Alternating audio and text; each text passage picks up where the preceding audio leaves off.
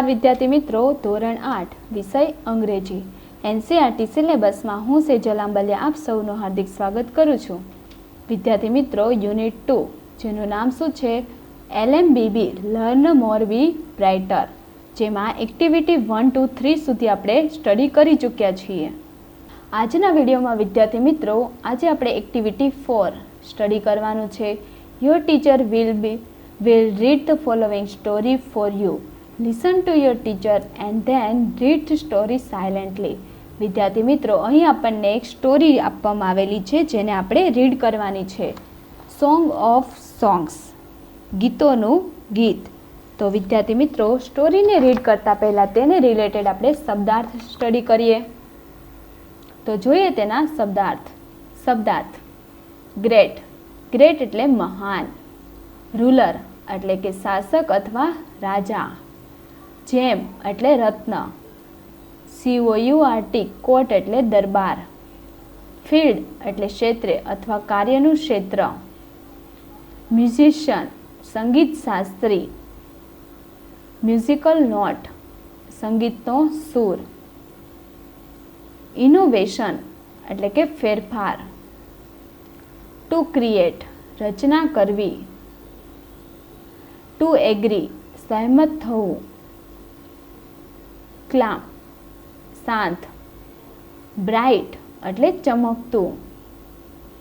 Praise એટલે કે વખાણ। ટુ બ્લો ટુ બાવ અભિવાદન કરવા નમવું। વન્ડરફુલ અદ્ભુત। વોઇસ એટલે અવાજ। વર્લ્ડ એટલે કે દુનિયા વિશ્વ। બેટર એટલે કે વધુ સારું। ડિસબિલીવિંગ વિશ્વાસ ન રાખનાર, સાચું ન માને તે। ટુ અરેન્જ એટલે કે ગોઠવવું। ટુ રિક્વેસ્ટ એટલે કે વિનંતી કરવી।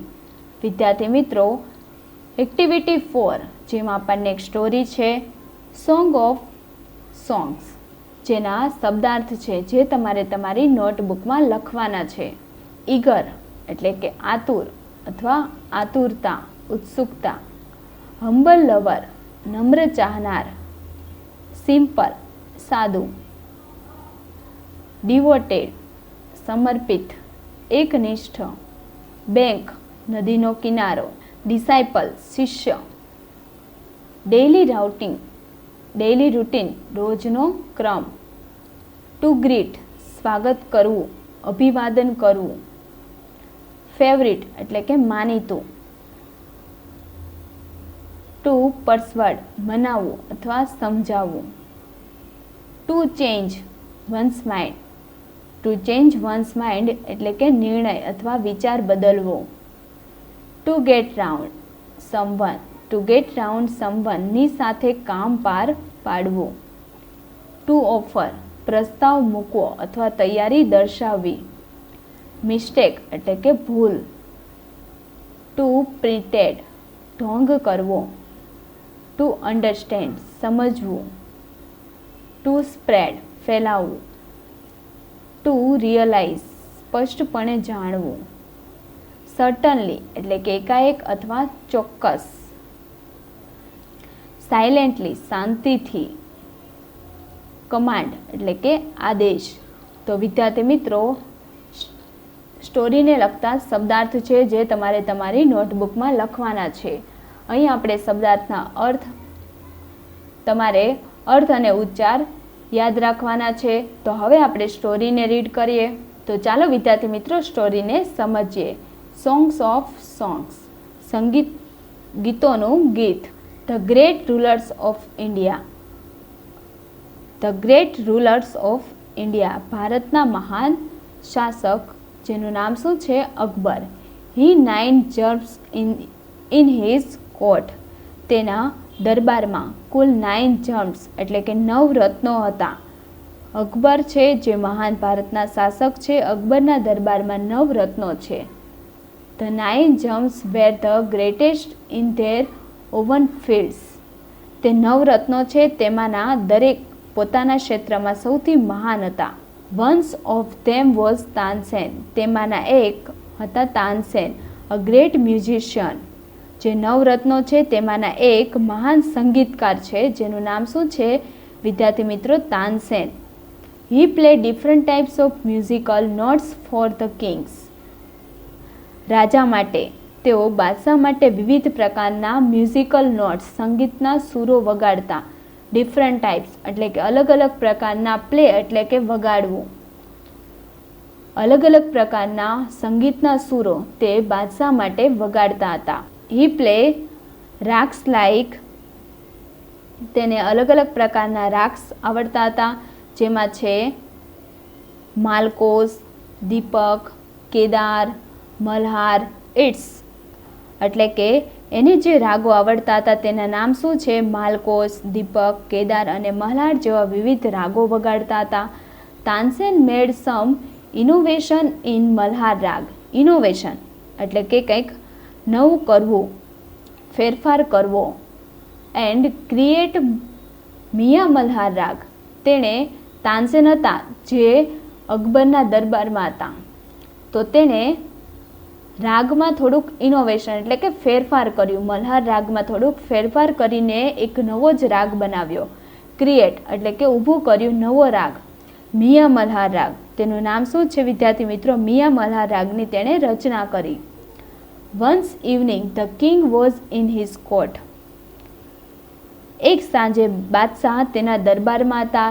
હી સેડ ટુ તાનસેન, અને તાનસેનને કહે છે, ઉસ્તાદજી, play something new on your tanpura and make us happy. તાનસેનને કહે છે, ઉત્સાહજી, તમારા તાનપુરા પર કંઈક નવું વગાડો અને અમને ખુશ કરો. તાનસેન એગ્રીડ. તાનસેન આ માટે સહેમત થયા. હી ટુક હિઝ તાનપુરા. તેણે તેનો તાનપુરો લીધો. હી સ્ટાર્ટેડ ધ રાગ દરબારી, અને તેણે દરબારી રાગમાં ગાવાનું સ્ટાર્ટ કર્યું. વિદ્યાર્થી મિત્રો, રાગનું નામ છે દરબારી રાગ. The court becomes claim and quite. જ્યારે તાનસેને ગાવાનું ચાલુ કર્યું એટલા માટે કોર્ટ કેવો થઈ ગયો? કોર્ટ એટલે કે રાજાનો દરબાર. દરબાર કેવો થઈ ગયો? શાંત અને નીરવ થઈ ગયો. Peoples forget everythings around them. અને લોકો તેની આસપાસનું બધું જ ભૂલી ગયા. After some times the king look up. થોડા સમય બાદ બાદશાહે ઉપર જોયું. His eyed bright with praise. તેની આંખો કેવી હતી? બ્રાઇટ્સ, ચમકતી હતી, અને વિથ પ્રેઇઝ એટલે કે વખાણની સાથે. તેની આંખો વખાણની સાથે ચમકતી હતી. Wonderful he said. અને તેઓ શું બોલે છે? અદ્ભુત. જ્યારે તાનસેનને રાજા કહે છે કે તમે કંઈક નવું તાનપુરામાંથી કંઈક નવો રાગ વગાડો, એમ અમને ખુશ કરો, ત્યારે તાનસેન કયો રાગ વગાડે છે? દરબારી રાગમાં ગાવાનું સ્ટાર્ટ કરે છે. તો રાજાને આ કેવું લાગે છે? ખૂબ જ અદ્ભુત લાગે છે. અને જે દરબારમાં બીજા પણ ઘણા લોકો હોય છે તે એની આસપાસનું બધું જ ભૂલી જાય છે અને રાગમાં અંદર ને અંદર superb. I listen to you every day. I listen to, હું તમને દરરોજ સાંભળું છું. But this was the best, પણ તે બધા જ કરતાં સૌથી સારું છે. Tansen bow before the kings. Tansen bowed before the kings. Tansen એ બાદશાહની સમક્ષ નમન કરે છે. I think you have the most wonderful voice in the world. રાજા શું કહે છે? મને લાગે છે કે તમારો અવાજ વિશ્વમાં સૌથી વન્ડરફુલ એટલે કે અદ્ભુત છે. Sad the king. રાજા બોલે છે તાનસેનને કે તમારો અવાજ, મને એવું લાગે છે, હું એવું વિચારું છું કે તમારો અવાજ છે જે વિશ્વમાં બધા કરતાં સુંદર છે, અદ્ભુત છે. Well my lord, there is someone who sings better than I, said Tansen with a smile. Tansen સ્માઇલની સાથે રાજાને કહે છે કે વેલ માય લોર્ડ, મારા ભગવાન, there is someone who sings better than I, મારા કરતાં પણ વધુ સારું કોઈક ગાઈ શકે છે. રિયલી, ખરેખર, ક્રાઇડ્સ ધ ડિસબિલિવિંગ કિંગ્સ. રાજા સાચું નથી માનતા. ડિસબિલિવિંગ એટલે કે સાચું ન માનતા કહે છે ખરેખર. Then I must have him sing in my court. Can you arrange it? Ask the king. તો રાજા ખરેખર કે સાચું ન માને રાજા અને બોલે છે તો પછી મારે તેમને મારા દરબારમાં ગાવા માટે બોલાવવા જોઈએ. I must have him sing in my court. તો તેને મારે મારા દરબારમાં ગાવા માટે બોલાવવા જોઈએ. Can you arrange it? શું તમે તેની ગોઠવણી કરી શકો છો? Ask the king. રાજા પૂછે છે. Tansen shook his head. Tansen માથું હલાવ્યું. આઈ એમ અફ્રેડ. અફ્રેડ એટલે કે ડર સાથે. He will not come to the court. મને ડર છે કે તેઓ આપણા દરબારમાં નહીં આવે. વોટ? શું? Even if he hear that the king himself request him. એ કે શું રાજા રિક્વેસ્ટ કરે. જો અહીં લખેલું છે ધ કિંગ હિમસેલ્ફ એટલે કે રાજા પોતાની જાતે રિક્વેસ્ટ કરે તો પણ તે વ્યક્તિ નહીં આવે એમ.